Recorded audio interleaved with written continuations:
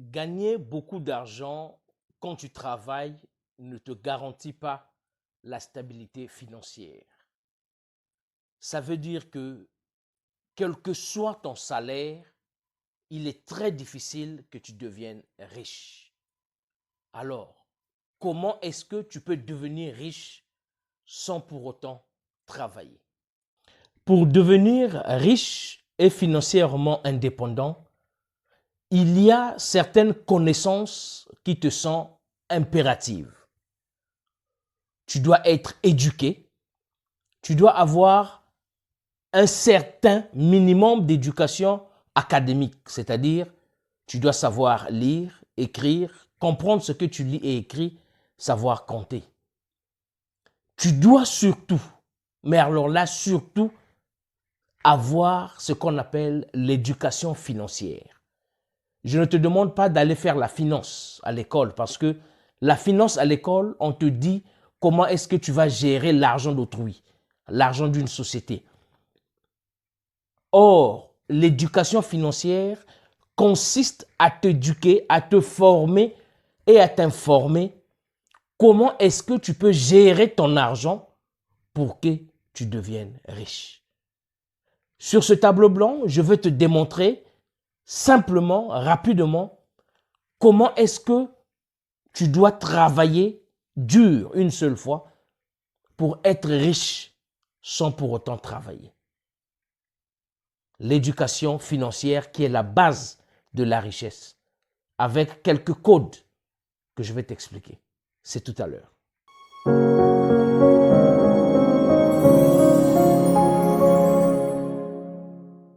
Salut et bienvenue sur Investir et entreprendre au pays. Investir et entreprendre au pays, c'est cette chaîne YouTube qui continue à t'informer, à te former sur les voies et moyens d'accession à la liberté ou à l'indépendance financière. Si tu viens de me découvrir à travers cette vidéo, je suis Mike Boukedi, président fondateur du groupe Odyssée, qui est une plateforme, qui est un groupe dans lequel il y a le côté visuel, donc investir et entreprendre au pays. Il y a le côté gestion financière, gestion de projet, conseil et consultation qu'on appelle le cabinet MBBC, Mike Boukedi Business Consulting. Si vous avez besoin de bénéficier de nos services, de notre accompagnement, de nos conseils, écrivez-nous sur ce numéro qui va s'afficher. C'est le numéro du standard et la standardiste va dispatcher votre message par rapport à votre demande. Alors, comment est-ce que tu peux devenir riche sans travailler? Je vous ai dit que si tu veux être entrepreneur, businessman, bref, si tu veux être riche, il y a certaines connaissances que tu dois avoir. La première connaissance, c'est il faut savoir lire, écrire, comprendre ce que tu lis et écris. OK? Très important. Très important. Maintenant, quand je dis ça, c'est ce qu'on appelle une formation académique. OK? Une formation académique ne veut pas dire qu'il faut aller à l'école du débutant jusqu'à la licence, jusqu'au professorat, jusqu'au doctorat. Non. Tu vas à l'école du débutant, donc de l'école primaire, au collège, au lycée, secondaire et tout, là où tu te sentiras capable, apte à lire, à t'exprimer, à comprendre ce que tu lis et ce que tu écris, à compter, alors tu peux laisser pour que tu te lances en business. Tu ne peux pas te lancer en business, tu ne peux pas te lancer en entrepreneuriat et vouloir t'enrichir dans le business ou dans l'entrepreneuriat sans que tu aies la deuxième éducation qui est la plus importante de toutes les éducations qu'un entrepreneur doit avoir. Ça s'appelle l'éducation financière. L'éducation financière.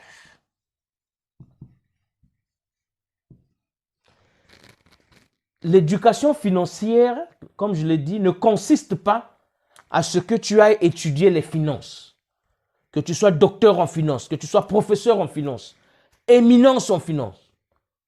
Non. L'éducation financière t'éduque à comprendre les règles de la gestion des finances qui vont te rendre riche.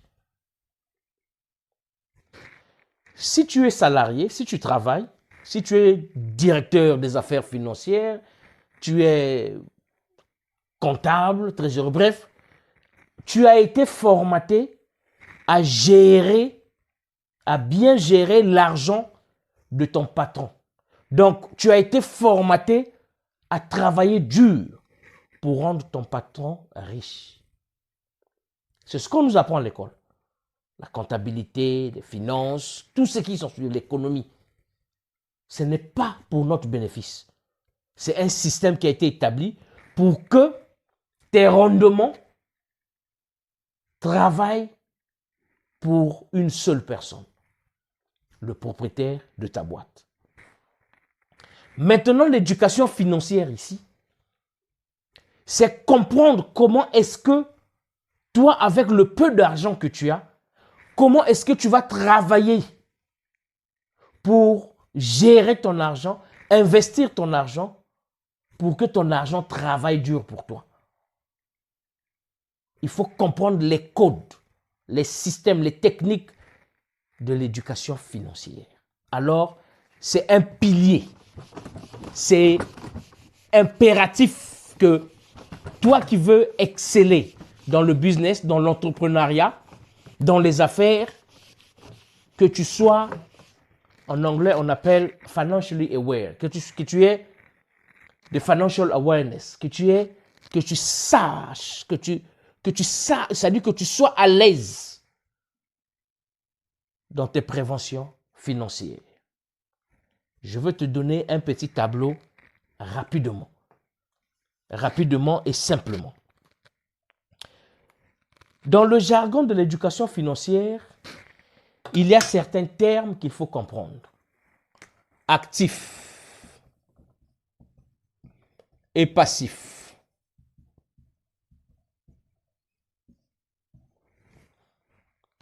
L'éducation financière va tourner autour, je vais ranger le tableau, voilà, autour de ces deux termes.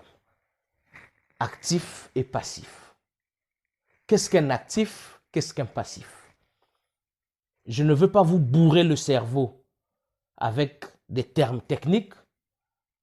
Le métier, c'est-à-dire le savoir-faire du cabinet de consultation MBBC, Mike Boukedi Business Consulting, c'est aussi savoir vous expliquer simplement, clairement, limpidement des termes techniques, mais d'une manière simple.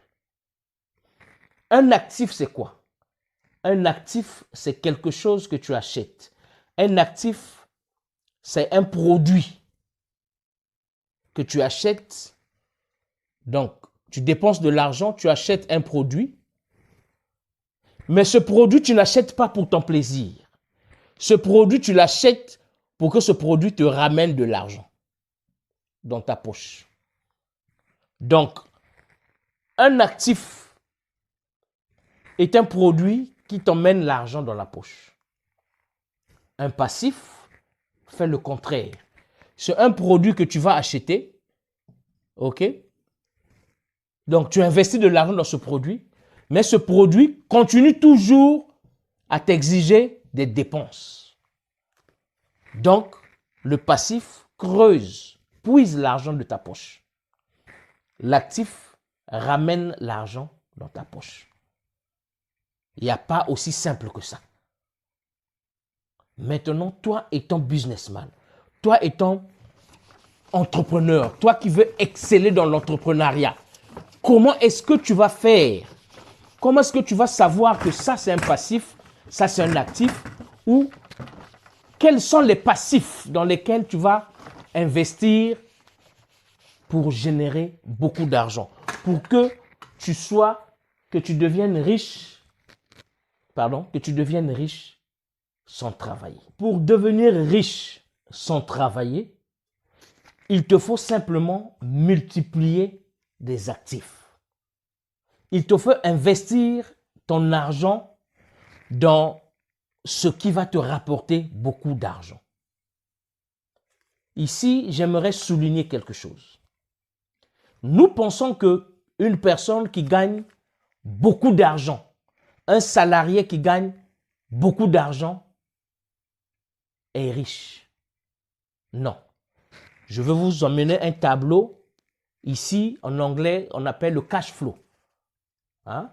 En français, c'est le flux comptable, le flux de comptabilité comme ça.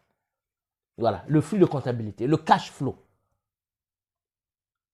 Parmi ce cash flow, vous allez voir comment est-ce que vous pouvez acquérir des actifs et qu'est-ce qui est passif. Parfois, vous achetez des produits qui sont des passifs, vous pensez que ce sont des actifs. Je vais vous éclairer.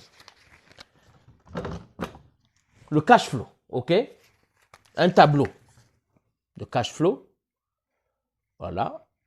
Robert Kiyosaki, qui est le père de l'éducation financière, l'a très bien expliqué. D'ailleurs, je vous recommande son livre, Père pauvre, Père riche. Un livre qui va vous transformer, un livre qui va vous inspirer, un livre qui va vous changer, qui va vous faire naître de nouveau financièrement. Le cash flow. On va prendre le cash flow de deux personnes. OK?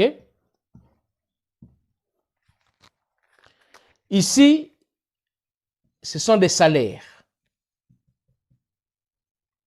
OK? Donc là, ce sont des entrées. Et ici, ce sont des sorties. OK? Donc, dépenses. Vous recevez votre salaire. OK? 3 millions, par exemple, le mois. Vous vous dites que vous êtes riche. Généralement, hein? Généralement parlant, quand vous êtes payé à 3 millions de francs CFA, on se dit que vraiment, on est riche. Quand on n'a pas la formation sur l'éducation financière, qu'est-ce qu'on fait? Passif, actif. OK? Vous recevez 3 millions de salaire. Qu'est-ce qu'on fait? Généralement, on vient donc, les 3 millions sont rentrés dans votre caisse. Ça, c'est votre banque. La sortie, donc la dépense. Comment est-ce que vous dépensez? Ça vient ici. Les passifs. On pense que la maison est un actif. Souvent, on pense que notre maison, à nous, là où on habite, c'est un actif. Donc, on a une grosse maison. OK? Vous achetez une maison. Donc, vous dépensez maison. OK? Quand je dis maison ici, ça peut être le loyer. Parfois, vous êtes locataire en entendant que vous construisez une maison. Si vous gagnez 3 millions, votre maison va vous coûter au moins 500 000. Parce que 3 millions, c'est un haut cadre. Vous n'allez pas habiter dans une maison, 2 chambres, salon, douche, cuisine. Vous serez confiné avec vos cousines et sœurs, enfin non. Vous avez une grosse maison, 4 chambres, douche, piscine et tout ça. 500 000 francs, par exemple. OK? Il vous reste 2 500 000. Voiture.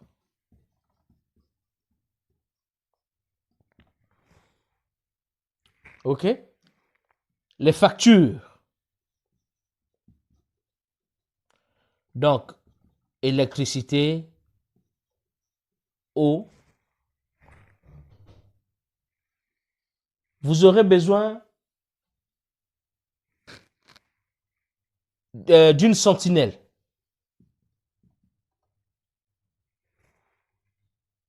OK? Une sentinelle. Après, il y a beaucoup de choses qui vont partir. Ça sont vos dépenses. Mais je veux qu'on se câble ici, là. La maison, la voiture. Souvent, on dit, ah, moi j'ai investi dans ma voiture là, vraiment, ça m'a coûté 12 millions. Vous appelez cela investissement. J'ai investi dans ma maison, ça m'a coûté 50 millions. Même si vous avez acheté votre maison dans laquelle vous vivez, si vous l'avez construite, si vous avez dépensé 50 millions dans cette maison, ce n'est pas un actif. C'est toujours un passif.